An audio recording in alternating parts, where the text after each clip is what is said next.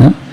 یہ خوشی کا صحیح طریقہ ہے جس میں انسان کا ٹائم بھی بچتا ہے، انسان کی زندگی میں برکتیں بھی آتی ہیں، لیکن کیونکہ ہمارے کلچر پر، ویسٹرن کلچر بہت حاوی ہوا. اب دوسروں کی کیا بات کریں، میں اپنی بات کر لیتا ہوں.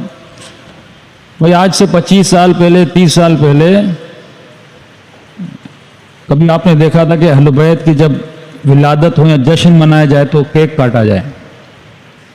کل کو یہ نہ کہے کہ مولانا کیک کے مخالف ہیں. کیک ایک حلال چیز ہے، انڈے سے، آٹے سے، بیسن سے بنتا ہے، اس میں کوئی بری بات نہیں ہے. لیکن خوشی کو منانے کا جو طریقہ ہے وہ میں کہاں سے اڈاپٹ کر رہا ہوں؟ مثلاً پوچھا گیا کہ بھائی یہ لوگ جو داڑھی کاٹتے ہیں، یہ تو کہا جاتا ہے داڑھی نہ رکھو، لیکن یہ تجھے کس نے کہا کہ کاٹو؟ یہ کاٹنے کا تصور کہاں سے آیا؟ حالانکہ نیچرلی ہر انسان کو داڑھی آتی ہے، لیکن یہ تصور کہاں سے آیا؟ یہ تصور مجھے انگریز نے دیا نا، کہ اس کے جتنے افسر تھے، انگریز جتنے فوجی تھے یہ کرتے تھے. تو ویسٹرن کلچر اتنا حاوی ہو جاتا ہے تو پھر میں اس فکر کو فالو کرنے لگتا ہوں. ایک مومن کہہ رہا تھا کہ مولانا آج میں اپنے بچے کا برتھ ڈے وداؤٹ کیک تصور نہیں کر سکتا. جیسے نماز بغیر وضو کے نہیں ہوتی، ایسے برتھ ڈے بغیر کیک کے نہیں ہوتا. کیوں؟ کیونکہ میں اتنا اس کلچر میں انوالو ہو چکا ہوں، وہ کلچر میری زندگی کا حصہ بن چکا ہے. یہی وہ چیز تھے جو اہل بیت لانا چاہتے تھے. یہی پاکستان اگر بنا تو کیوں بنا؟ مسلمان تو وہاں بھی تھے. ہم نے ہندوستان سے پہلے انگریز سے، پھر ہندوستان سے ہم نے آزادی کیوں نہیں صلوات پڑھے محمد و آل محمد پر؟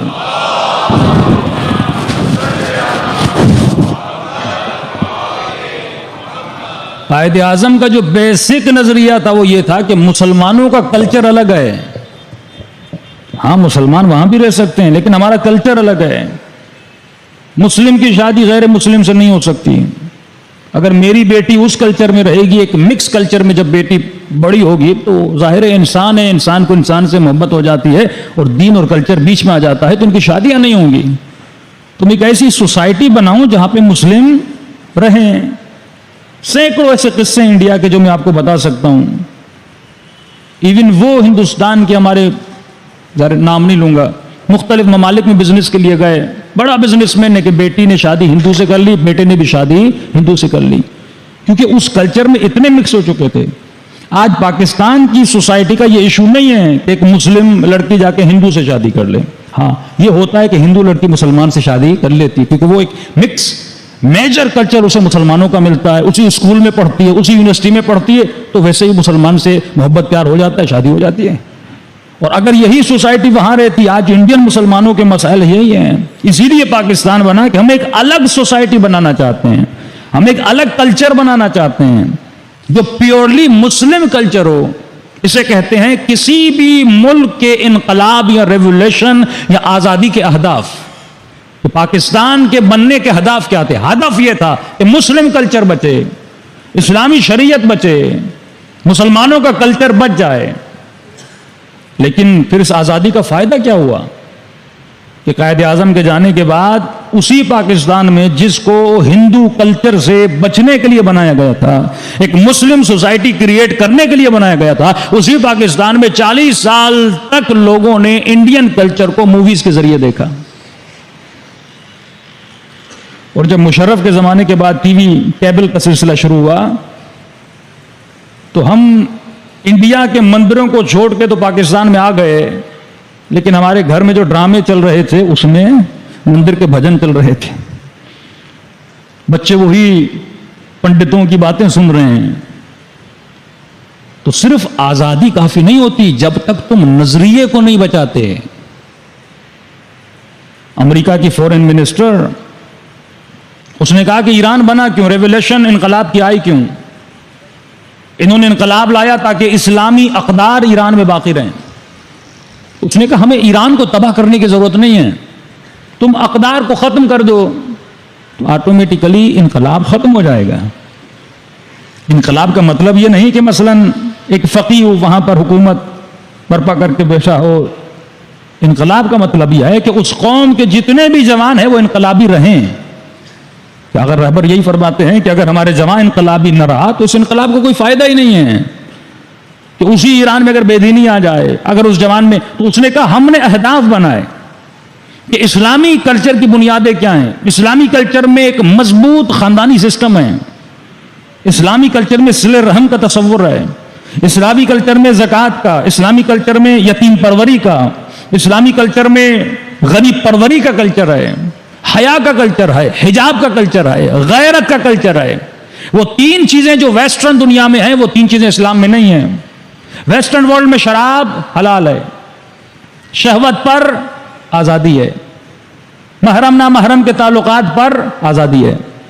جس بھی معاشرے میں یہ تین چیزیں آ گئیں اس سے اسلامی اقدار آٹومیٹیکلی ختم ہو جاتے ہیں. ایک شراب کو عام کیا جائے کہ مسلمان کے لیے شراب پینا کبھی نہ رہے، ان کے حکمرانوں کو شرابی بناؤ، اور جب شراب کی بوتلیں نکلیں تو کہیں شہد کی بوتلیں ہیں.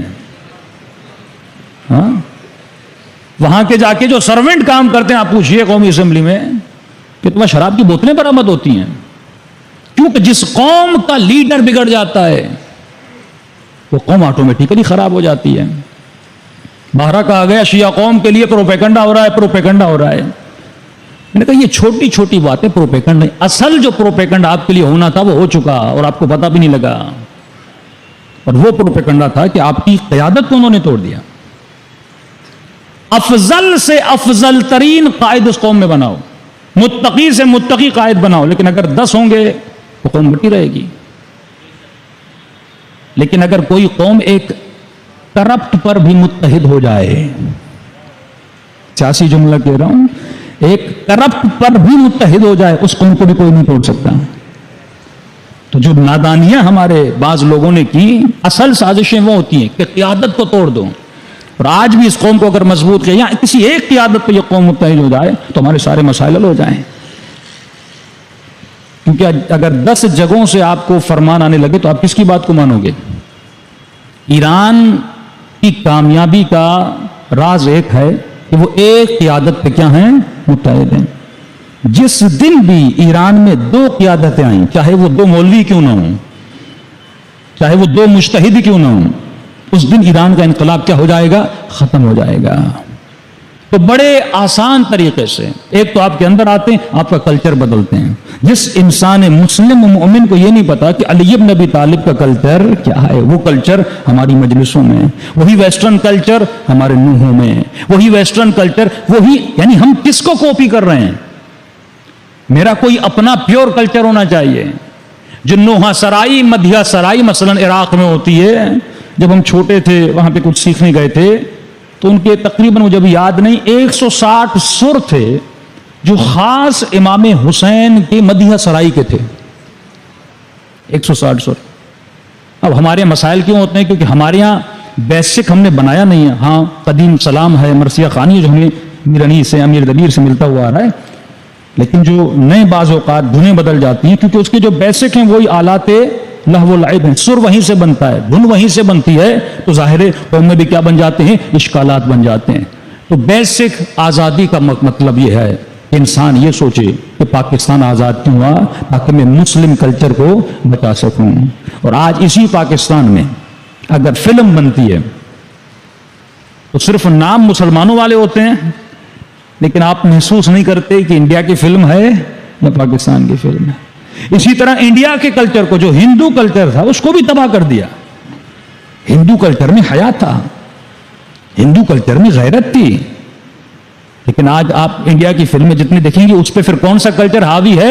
ویسٹرن کلچر حاوی ہے. اور اسی ویسٹرن ورلڈ کو، انہی کرسچنز کو اگر آپ 1960 یا 1940 یا اس سے پہلے دیکھیں تو ان کے اندر حجاب ہے. مسیحیوں کی خواتین کو دیکھیں، وہ بڑے کھلے کپڑے پہنتی تھیں، سر پہ ہماری طرح دوپٹہ پہنتی تھی. آج ان کے جو کرسچن کی جو دینی ان کی ہوتی ہیں تو آپ دیکھیں ان کا وہی حجاب تھا جو جناب مریم کا حجاب تھا. ان کی خواتین میں حیا تھا، ان کی خواتین میں شرم تھا. لیکن سیکنڈ ورلڈ وار کے بعد صہیونی طاقتوں نے کیا کیا کہ ان کے کلچر کو بھی کیا کر دیا؟ تباہ و برباد کر دیا. انسان کا معیار کیا بنا دیا انہوں نے؟ ان کی سوسائٹی کا معیار ایک پیسہ بنایا، دوسرا شہوت بنا دی. اور وہی کلچر آپ کے یہاں لایا جا رہا ہے. یعنی یہ جوان جب بڑا ہو، پلورلزم کا تصور یہی ہے کہ تمام تر ادیان کو ایک جگہ پہ جمع کرو، ہم سارے انسان ہیں، اور تم کسی کے عقیدے پر بھی اعتراض نہ کرو، سارے کے سارے عقیدے حق ہیں، لیکن اللہ کی آواز آتی ہے سب کچھ حق نہیں ہو سکتا، اسی لیے فرمایا علی مع الحق والحق مع علی. یہ مت کہو کہ سب کے سب حق پر تھے، حق علی کے ساتھ تھا، علی حق کے ساتھ تھے. صلوات پڑھیں محمد وآل محمد پر.